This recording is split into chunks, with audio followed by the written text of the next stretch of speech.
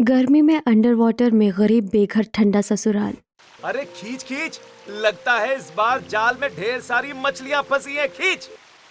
अरे बाप रे बाप, इस बार तो लगता है कुछ ज्यादा ही मछलियां फंस गई हैं रे। अरे श्यामू रामू, जरा मदद तो करना रे। जितेंद्र की आवाज सुनकर श्यामू और रामू जल्दी से आते हैं और उनकी जाल ऊपर खींचने में मदद करते हैं। अरे कितनी सारी मछलियां हैं इसके अंदर, वो भी इतनी बड़ी बड़ी। लगता है आज तो जमकर कमाई होने वाली है। अरे हमें देख लो, 4 घंटे हो गए मछली पकड़ते पकड़ते, लेकिन गिन चुनकर 10-12 ही मछली हाथ लगी है, वो भी इतनी छोटी छोटी। ऊपर से गर्मी इतनी हो रही है कि मेरा तो सर ही घूम गया। मैं तो आज सीधा घर चला जाऊंगा भाई। ये मछली बेचने का काम अपनी बीवी को दे दूंगा। बहुत गर्मी हो रही है आज सच में। हाँ, गर्मी तो आज सच में काफी ज्यादा है, लेकिन रोजी रोटी के लिए तो मेहनत करनी ही पड़ेगी ना। चल अमित, अब जल्दी से इकट्ठा करके शहर की तरफ चलते हैं, कहीं 2 बजे वाली ट्रेन ना निकल जाए। चल। दोनों भाई अब उन सभी मछलियों को टोकरी में रखते हैं, सीधा गांव के रेलवे स्टेशन की तरफ जाते हैं, जहां ट्रेन में बैठकर वो आधे घंटे में ही शहर पहुंच जाते हैं और अब बाजार में अपनी मछलियां बेचते हैं। मछली तो काफी बढ़िया लग रही है, भैया 2 दे दो मुझे। ये लीजिए बहन जी, आपके 250 रुपए हुए। एक बात तो है, गर्मी आते आते इनका दाम कम हो जाता है। अरे कोमल, तू नहीं लेगी क्या मछलियाँ? तू भी ले ले, तेरी सास को तो मछली कितनी पसंद है। पसंद तो है यार, लेकिन अब गर्मी आ चुकी है और गर्मी में मेरा मच्छी खाने का बिल्कुल दिल नहीं करता। मेरी सास के तो दाने निकल आते हैं। मेरे इनको भी गर्मी में मछली पसंद नहीं है। अभी इतनी ज्यादा गर्मी नहीं आई है ना, इसलिए ले रही हूँ। मुश्किल से 1-2 हफ्ते और खाएंगे, फिर हम भी गर्मी में मछलियाँ खाना बंद कर देंगे। बढ़ती गर्मी की वजह से अब धीरे धीरे मछुआरों की बिक्री कम होने लगती है, जिसे देखकर दोनों भाई, तूने इन औरतों की बात सुनी? अगर ऐसा ही रहा तो गर्मियों में तो हमारा काफी नुकसान हो जाएगा रे। अरे भैया, ये तो हर साल का ही है, लेकिन इस साल तो शुरुआत में ही इतनी गर्मी पड़ रही है। खैर, देखते हैं अब आगे क्या करेंगे। दोनों भाई शाम तक मछलियां बेचकर ट्रेन पकड़कर वापस घर आ जाते हैं। अब थोड़ी देर में उनकी पत्नियां कीर्ति और पल्लवी सभी को खाना परोसती हैं। आज खाने में फिश करी होती है, जिसे देख पल्लवी का बेटा अरुण, क्या माँ, आप रोज रोज मच्छी बनाकर रख देती हो? कभी भुनी हुई मच्छी, कभी मच्छी की सब्जी, तो कभी उसके पकौड़े। कुछ और क्यों नहीं बनाती आप? और गर्मी भी शुरू हो गई है, गर्मी में तो वैसे ही ये सब खाने का जी नहीं करता। अरे बच्चों, मैंने भेजा था इन्हें सब्जी लेने के लिए, लेकिन सब्जियों के दाम सुने हैं? आलू 60 रुपए किलो। अरे इतनी महंगी सब्जियां होंगी तो कोई गरीब कैसे खाएगा? वैसे इस साल फरवरी में बारिश होने की वजह से कई सारी फसलें खराब हो गई हैं, इसलिए मंडियों में सब्जियों के भाव भरे हुए हैं। वो तो है पापा जी, लेकिन ऐसी हालत में मच्छी नहीं खाई जाती, पेट में भी गर्माहट होने लगी है। वैसे जहाँ हम लोग मच्छी बेचते हैं ना, वहाँ पास में ही एक मंडी है। अब से हम लोग वहीं से थोड़ी बहुत सब्जियां लेकर आ जाएंगे। गर्मी तो सच में काफी तेज हो गई है। सुबह तो समंदर किनारे मछली भी पकड़ी नहीं जा रही थी। बातें करते हुए अब सभी लोग जैसे तैसे करके उस मच्छी की सब्जी के साथ ही खाना खा लेते हैं। खाना खाकर सभी सोने जाते हैं। घड़ी में रात के तकरीबन 12 बज रहे थे कि तभी 6 महीने की गर्भवती कीर्ति गर्मी से बेचैन होने लगती है और सीधा बाहर आंगन में आकर खड़ी हो जाती है। आज तो ज्यादा गर्मी हो रही है, अंदर सोया भी नहीं जा रहा। कम से कम यहाँ थोड़ा सुकून तो है। कीर्ति बाहर आंगन में बैठी होती है कि तभी कीर्ति को ढूंढते हुए पल्लवी बाहर आ जाती है। कीर्ति, तुम यहाँ क्या कर रही हो, वो भी इतनी रात में? ऐसी हालत में माँ जी ने तुम्हें रात में बाहर निकलने से मना किया है ना, साया पीछे पड़ जाते हैं। भाभी, साया का तो नहीं पता, लेकिन ये गर्मी तो हाथ धोकर पीछे पड़ी हुई है। दिन तो दिन, रात को भी सुकून नहीं है। देखिए ना, कितना पसीना आ रहा है मुझे। मेरी भी गर्मी से ही आँख खुली है, देखो पूरी भीगी पड़ी हूँ। पल्लवी अब थोड़ी देर आंगन में बैठ जाती है और थोड़ी देर के बाद वापस जाकर उन्हें गर्मी में सोना पड़ता है। समंदर किनारे गांव बसा होने के बावजूद भी वहां काफी ज्यादा गर्मी पड़ती थी, जिससे सिर्फ इनका ही नहीं बल्कि आस पड़ोस में रह रहे लोगों का भी गर्मी से काफी बुरा हाल था। एक दिन पेड़ के नीचे बैठी हुई औरतें कहती हैं, पता नहीं ये सूर्य देवता किस बात का बदला ले रहे हैं। कल रात को गर्मी से मेरी हालत खराब हो गई थी, ठीक से सो ही नहीं पाई। इस बार सच में काफी ज्यादा गर्मी पड़ रही है, घर का पंखा भी इस गर्मी से राहत नहीं दिला पा रहा। सभी औरतें आपस में बातें कर रही होती हैं कि तभी वहां से रामू और श्यामू बात करते हुए गुजरते हैं। अरे हाँ, मैंने भी सुना है जगह के बारे में। बचपन में मेरे बाबा बताया करते थे कि समंदर के नीचे एक जगह है जहाँ समुद्री जीवों का राज है। मैंने भी सुना है उसके बारे में। कहते हैं कि वहाँ पर कई सारे समुद्री जीव रहते हैं, जैसे जल परी। कई लोग उस जगह को ढूंढने की तलाश में निकले तो सही, लेकिन कभी वापस नहीं आए। मैं तो भैया मछली पकड़ने के लिए भी ज्यादा दूर नहीं जाता। पास में जितनी मछली होती है उतनी पकड़ लेता हूँ। कहीं किसी जल परी या जल राक्षस के हाथ लग गए ना तो हड्डियां भी नहीं मिलेंगी घर वालों को। रामू और श्यामू की ये सारी बातें पेड़ के पास खड़ी वो औरतें सुन लेती हैं, जिसे सुन। अरे इस जगह के बारे में तो मैंने भी काफी सुना है माँ जी के मुँह से। क्या वहाँ सच में जल परियां रहती है? लेकिन वो तो अच्छी होती है ना? कौन जाने अच्छी होती है या बुरी, हमें तो भगवान बस इन चीजों से दूर ही रखे। समंदर के नीचे की जगह को लेकर उस बात को सुन कीर्ति बस उसी के बारे में सोचने लगती है। और जब कीर्ति सो रही होती है कि तभी उसे एक सपना आता है कि वो उस समंदर के नीचे सीढ़ियों से उतरकर जा रही है और सामने बहुत बड़ा महल है। यहाँ कितनी ज्यादा ठंडक है और ये महल कितना ज्यादा सुंदर है। ये महल किसका है? कीर्ति उस महल को देख ही रही होती है कि तभी वो देखती है कि अरुण सामने से एक बड़े से डॉल्फिन पर बैठकर आ रहा है। चाची आप भी आ गई? मैं आपका कब से वेट कर रहा था यहाँ पर। चलो ना हम इस डॉल्फिन की सवारी करते हैं। कि तभी कीर्ति के पास उसकी सास और जेठानी आती है। तूने आने में काफी देर लगा दी। देख हम सब यहाँ कितने ज्यादा खुश हैं। ये समुद्र के नीचे की दुनिया उस बाहर की दुनिया से बहुत अलग है। यहाँ बिल्कुल भी गर्मी नहीं लग रही। और महल देख रही हो? ये इतना बड़ा महल हमारा ही है। चलो मैं तुम्हें महल दिखाती हूँ।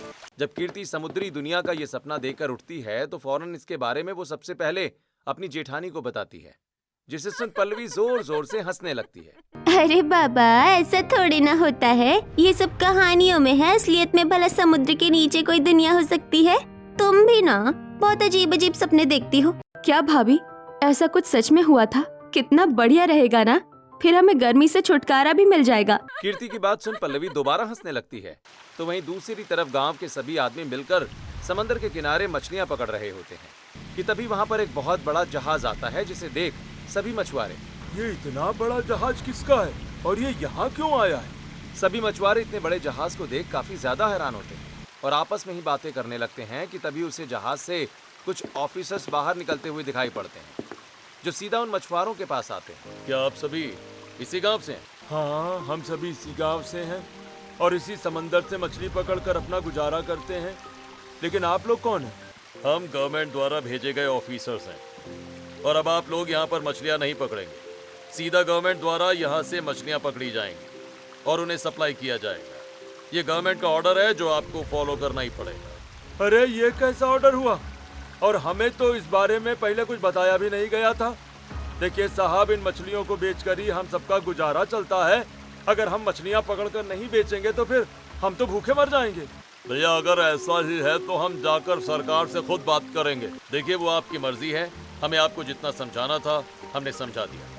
लेकिन एक बात याद रखिएगा कि आपके जैसे हजारों केसेस पहले से ही पेंडिंग है। जब तक आप लोगों का नंबर आएगा ना तब तक तो आपके बच्चे भी बूढ़े हो जाएंगे। और अब वो गवर्नमेंट ऑफिसर समुद्र के पास मछलियां पकड़ने पर प्रतिबंध का बोर्ड लगा देते हैं, जिससे अब गांव के सभी परिवार वाले काफी ज्यादा परेशान होते हैं। सभी लोग गांव के अंदर इकट्ठा हैं। अब हम लोग क्या करेंगे? कह तो वो लोग सही रहे हैं कि सरकार के पास जाने का कोई फायदा नहीं है तो ये उनका ही काम। आखिर कब तक लड़ेंगे? जो थोड़े बहुत पैसे हैं ना, केस लड़ने में ही खत्म हो जाएंगे। तो अपने घर वालों को क्या खिलाएंगे हम? पास वाले गांव में हमारी छोटी सी जमीन है, मैं तो सोच रहा हूँ कि वहीं जाकर खेती कर लूं। अरे लेकिन हम लोगों का क्या? हम कहाँ जाएंगे? हमारा तो मछली पकड़ने से ही गुजारा चलता है ना। रोजी रोटी छिन जाने पर अब कई सारे गांव वाले आसपास के गांव और शहरों में चले जाते हैं। तो वहीं गांव में मौजूद कुछ परिवारों में से जितेंद्र का परिवार अभी भी इसी गांव में रह रहा होता है। मुश्किल से हफ्ते भर का ही राशन बचा है, अब क्या करेंगे हम? इन लोगों के पास भी पैसे नहीं बचे। मुझे तो बहुत डर लग रहा है भाभी। हफ्ते भर तक तो ये परिवार जैसे तैसे करके गुजारा कर लेता है, लेकिन अब घर में राशन खत्म हो जाने की वजह से सभी की भूख के मारे हालत खराब होने लगती है। अरे मैं पड़ोस वाली कमला के पास गई थी कुछ पैसे लेने के लिए, लेकिन उस बेचारी के भी हाथ तंग है। उसके घर में तो पूरे 2 दिन से खाना नहीं बना है। जिन लोगों की वजह से हमारे परिवार की ये हालत हुई है ना, मैं उनको छोड़ूंगा नहीं। तेरा दिमाग तो नहीं खराब हो गया है? क्या करेगा तू? अरे सरकार के लोग हैं वो, कोई गुंडे मवाली नहीं जिनसे जाकर हम लोग लड़ेंगे। सरकार के लोग हों या गुंडे मवाली, मुझे इससे कोई मतलब नहीं है। मैं अपने परिवार की ऐसी हालत नहीं देख सकता। अरे सोचा था कि इस महीने में जो भी कमाई होगी उसे जोड़कर एक कूलर लेकर आऊंगा सबके लिए, ताकि गर्मी से थोड़ा छुटकारा मिल सके। लेकिन इन लोगों की वजह से रोजी रोटी के लिए मोहताज हो गए हैं हम। जितेंद्र और अमित अब गुस्से से घर से निकल जाते हैं। शाम का वक्त होता है। वो लोग समंदर किनारे मौजूद एक बड़े से पेड़ के पास जाकर खड़े हो जाते हैं और छुपकर उन गवर्नमेंट ऑफिसर्स के लगाए हुए कैंप को देखते हैं, जहां कुछ लोग हाथों में गन लेकर घूम रहे होते हैं। अरे भैया, इनके पास तो बंदूकें हैं। कहीं इन्होंने हमें देख लिया ना तो ये हमें तो मार ही देंगे। अरे धीरे बोल। और वो देख, वो आदमी तो इसी तरफ आ रहा है। अरे कहीं उसने हमें देख तो नहीं लिया। पेड़ के पीछे छुपने के चक्कर में एकदम से अमित का पैर फिसलता है और वो सीधा उस बड़े से पेड़ के खुले एक हिस्से के अंदर जा गिरता है, जिससे बचने के चक्कर में जितेंद्र जब आगे बढ़ता है तो वो भी अब पेड़ के अंदर गिर जाता है। अरे ये पेड़ अंदर से कितना बड़ा है जो हम इसके अंदर आकर गिर गए। भैया, आपको कहीं लगी तो नहीं? अरे अमित, वो छोड़। तुझे ऐसा नहीं लग रहा कि हम किसी लोहे की चीज पर हैं? हाँ भैया, लग तो रहा है। अमित जितेंद्र खड़े होकर अब इधर उधर घूमने लगते हैं कि तभी उन्हें एक लोहे के टैंक का ढक्कन दिखता है। हल्का हल्का अंधेरा होने की वजह से वो लोग ठीक से कुछ देख नहीं पा रहे होते हैं। जैसे तैसे कर वो जैसे ही उस टैंक के ढक्कन को खोलते हैं तो उन्हें नीचे जाती हुई हल्की हल्की सीढ़ियां दिखती हैं। अरे भैया, इसके अंदर तो सीढ़ियां हैं। कहीं ये कोई खुफिया रास्ता तो नहीं? मुझे तो बहुत डर लग रहा है। अरे मैंने तो आज से पहले कभी नहीं ऐसा कुछ देखा रे, और ना ही सुना। मेरे ख्याल से हमें एक बार नीचे चलना चाहिए। जितेंद्र और अमित अब धीरे धीरे कदम बढ़ाते हुए उन सीढ़ियों से नीचे की तरफ जाने लगते हैं। जैसे जैसे उनके कदम बढ़ रहे थे वैसे वैसे अंधेरा अपने चरम सीमा पर पहुंच रहा था। तो वहीं अब उन्हें चलते चलते 2 से 3 मिनट हो चुके थे। भाई, मुझे तो बिल्कुल भी दिखाई नहीं दे रहा कुछ भी। डरते डरते कदम आगे बढ़ा रहा हूँ मैं। मेरे ख्याल से हमें अब वापस चलना चाहिए। जितेंद्र और अमित इससे पहले वापस जाते कि तभी एकदम से अमित का हाथ एक लीवर पर टच हो जाता है। उस लीवर के टच होते ही वहां आसपास रोशनी हो जाती है। तो वहीं अपने सामने का नज़ारा देख दोनों भाइयों को यकीन नहीं होता कि अब वो समुद्र के काफ़ी नीचे आ चुके थे और उनके सामने शीशे से बना हुआ एक काफ़ी सुंदर सा घर होता है, जिसके अंदर से समुद्र के नीचे की गहराई, मछलियाँ, सब कुछ दिख रहा होता है। ये देख दोनों भाई, अरे मुझे तो अपनी आंखों पर यकीन ही नहीं हो रहा है। कहीं मैं कोई सपना तो नहीं देख रहा। अरे गांव वाले सही कहते थे रे, समुंदर के अंदर कोई तो ऐसी जगह है, लेकिन यहाँ तो मुझे ना तो कोई चुड़ैल दिख रही और ना ही कोई जल परी। लेकिन भैया, यहाँ का नज़ारा कितना सुंदर है, और तो और यहाँ कितनी ज़्यादा ठंडक भी है। मेरे ख्याल से हमें घर वालों को भी यहीं लाना चाहिए। सही कह रहा है, लेकिन इससे पहले हमें यहाँ से निकलना होगा। अब दोनों जल्दी जल्दी सीढ़ियां चढ़कर ऊपर की तरफ आ जाते हैं और उस टनल को बंद कर फिर से बाहर निकलते हैं और आसपास किसी के ना होने का फायदा उठाकर अब वो लोग जल्दी से भागते हुए घर आते हैं और सारी बात अपने परिवार वालों को बताते हैं, जिसे सुन। आप दोनों सच कह रहे हैं क्या? सच में समुद्र के नीचे एक ऐसी दुनिया है? फिर तो ये बिल्कुल वैसी ही दुनिया होगी जैसे मैंने सपने में देखी थी। मुझे भी वहाँ जाना है। हाँ चलेंगे, लेकिन इस वक्त नहीं। रात बहुत हो गई है और दिन में वहाँ जाना सही नहीं है, तो हम कल शाम के वक्त चलेंगे। इसी तरह अगला दिन होता है और उसी शाम को दोनों भाई अपने पूरे परिवार वालों को छुपते छिपाते उसी पेड़ के पास लेकर आते हैं, जिसके अंदर जाकर वो सबसे पहले टनल को खोलते हैं और अब सभी सीढ़ियों के सहारे धीरे धीरे नीचे आते हैं। पापा, और कितना चलना पड़ेगा? मेरे पैर दुखने लगे हैं। बस 1-2 मिनट बेटा, और फिर हम लोग पहुँच जाएंगे। थोड़ी देर और चलने के बाद आखिरकार वो पूरा परिवार उस अंडर वाटर घर के अंदर पहुंच जाता है, जहां का नजारा देख उन सबकी आंख और मुंह खुले के खुले रह जाते हैं। ये सच में हकीकत है या कोई सपना? ऐसा लग रहा है कि मैं दुनिया का 8वां अजूबा देख रही हूँ। अरे मुझे तो अपनी इन बूढ़ी आंखों पर यकीन ही नहीं हो रहा। आखिरकार ये जगह बनाई किसने होगी? हैं? कभी सोचा भी नहीं था कि इस तरह समंदर के नीचे आऊंगा और अपने पैरों पर खड़े होकर समंदर का नजारा देखूंगा। समंदर के नीचे भी कितने सारे पौधे हैं, और ये मछली कितनी सुंदर है। पापा, आपने तो कभी ऐसी मछलियाँ पकड़ी ही नहीं। क्योंकि ये सभी मछलियाँ गहराई के अंदर है। यहाँ का नजारा सच में कितना खूबसूरत है। समुद्र के बाहर की दुनिया में कितनी ज्यादा गर्मी है, लेकिन यहाँ से तो जाने का मन ही नहीं कर रहा मेरा। यहाँ काफी ज्यादा ठंडक महसूस हो रही है। क्या हम सब लोग यही नहीं रह सकते? मैं और भैया भी इसी बारे में ही सोच रहे थे। हम सब लोग यहाँ आराम से रह सकते हैं, और जगह भी काफी बड़ी है। और रही बात खाने पीने की, तो जहाँ हम शहर में मच्छी बेचते थे ना, वहीं पास में एक फैक्ट्री थी। मैं वहाँ जाकर काम कर लूंगा और हर 2-3 दिन में यहाँ पर चक्कर लगा दिया करूंगा। और भैया आप लोगों के साथ ही रहेंगे तो फिर कोई डर भी नहीं होगा। उस ठंडक भरी जगह को देखकर वो परिवार अब अंडर वाटर के अंदर ही रहने का फैसला करता है। लेकिन थोड़ी देर घूमने के बाद अचानक से अब उन सबको सांस लेने में दिक्कत होने लगती है। माना मैं बूढ़ी हो चुकी हूँ, लेकिन आज से पहले मुझे इस तरह सांस लेने में दिक्कत नहीं हुई जितनी अब हो रही है। सांस लेने में हम सबको ही दिक्कत होने लगी है। हम समुद्र के नीचे है ना, इसलिए।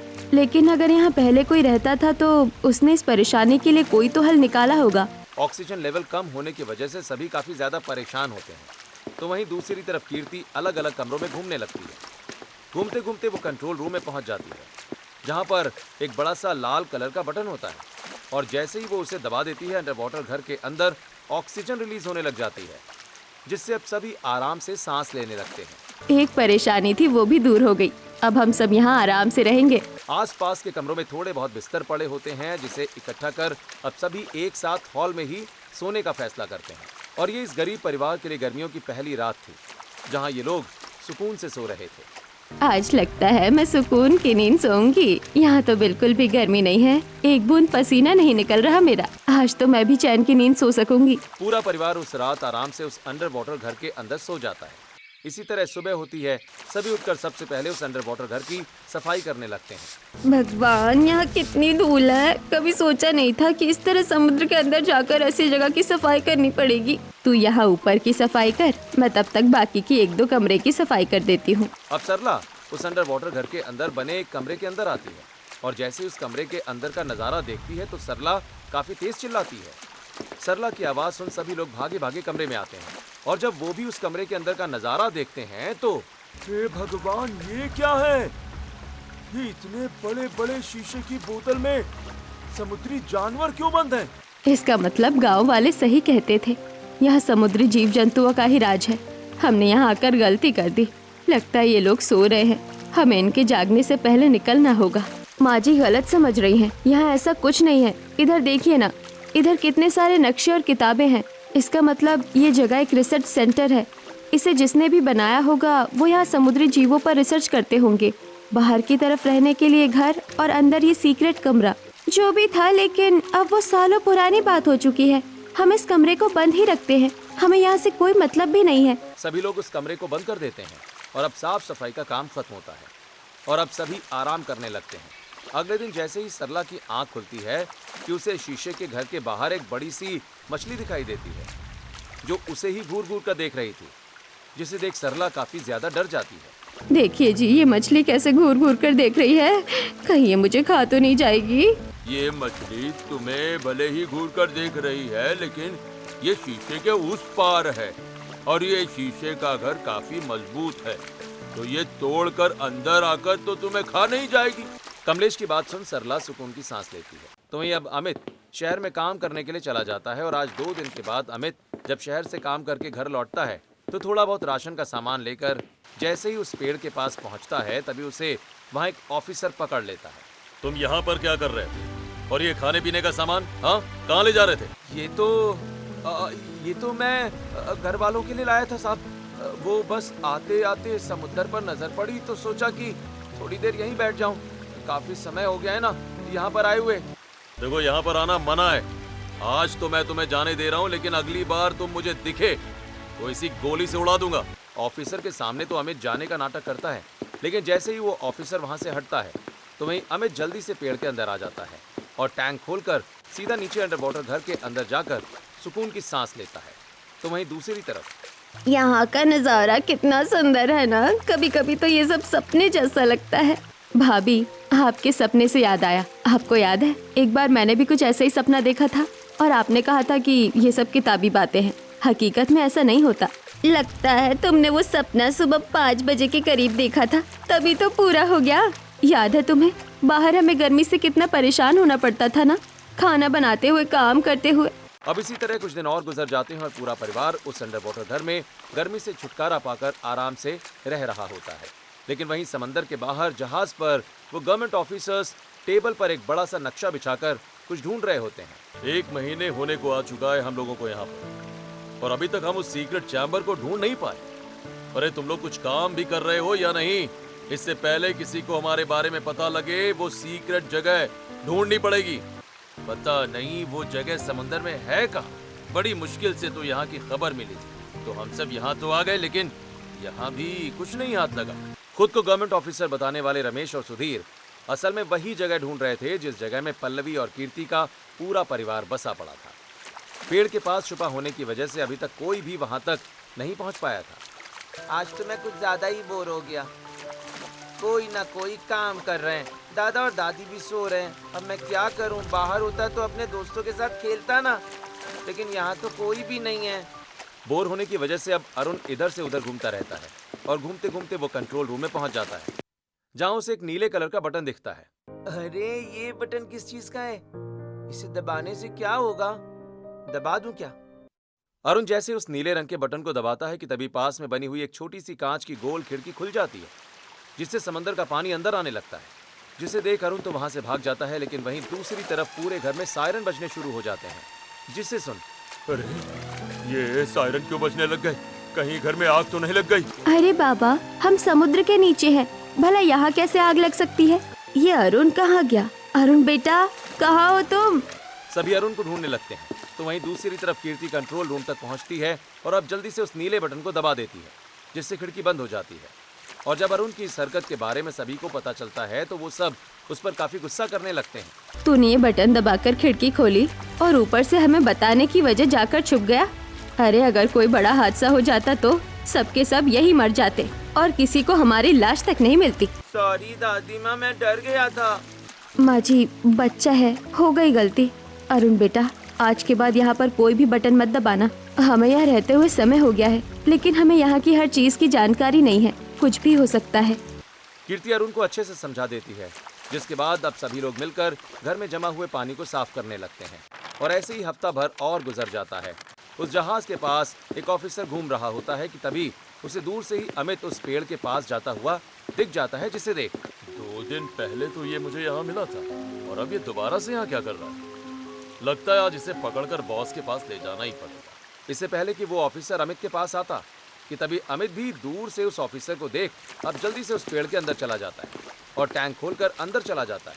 अरे बाल बाल बचा, पता नहीं ये ऑफिसर यहीं क्यों घूमता रहता है। किसी दिन पकड़ लिया ना, ये तो मुझे सच में गोली से ही भून देगा।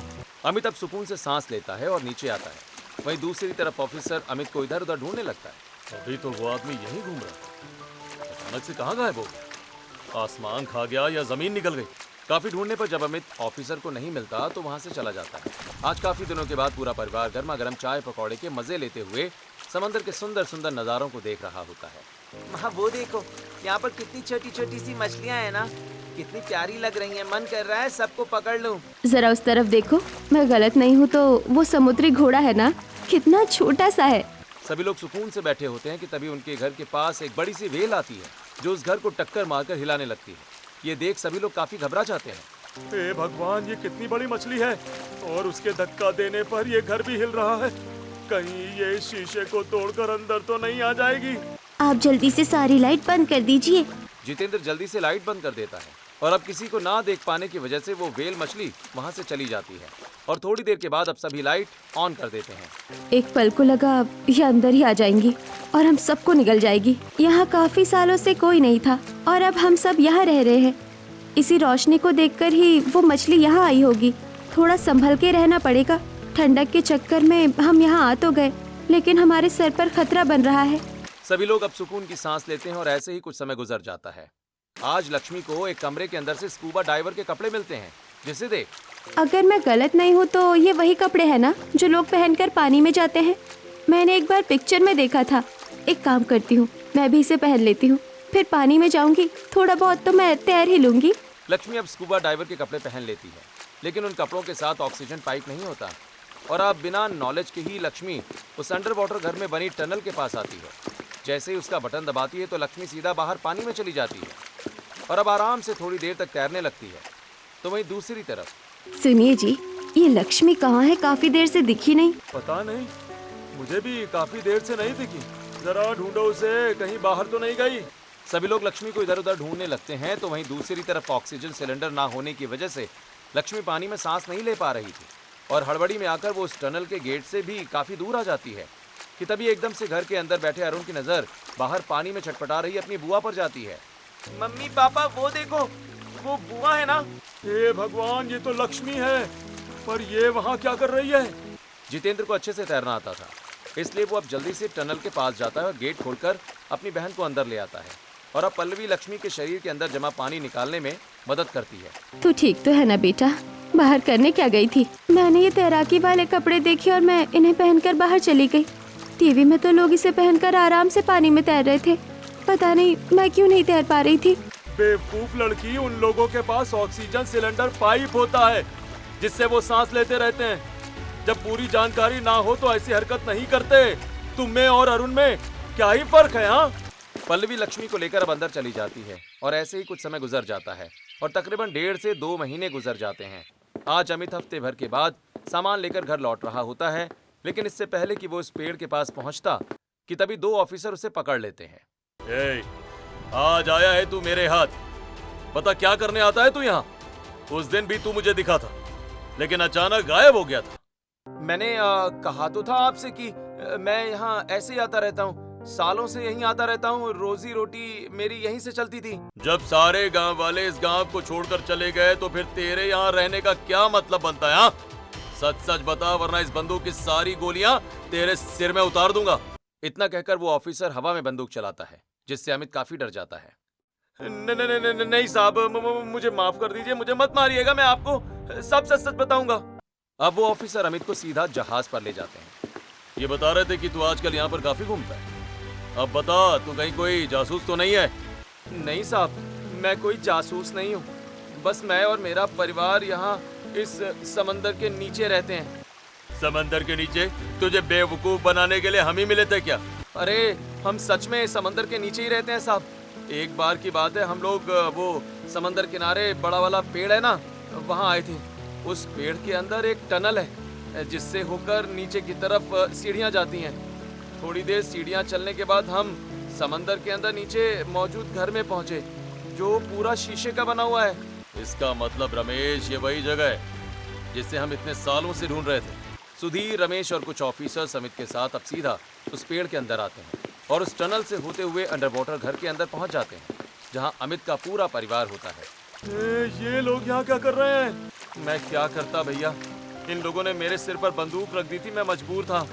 आखिरकार हमें ये जगह मिल ही गई। हाँ ये वही जगह है जिसे हम इतने सालों से ढूंढ रहे थे।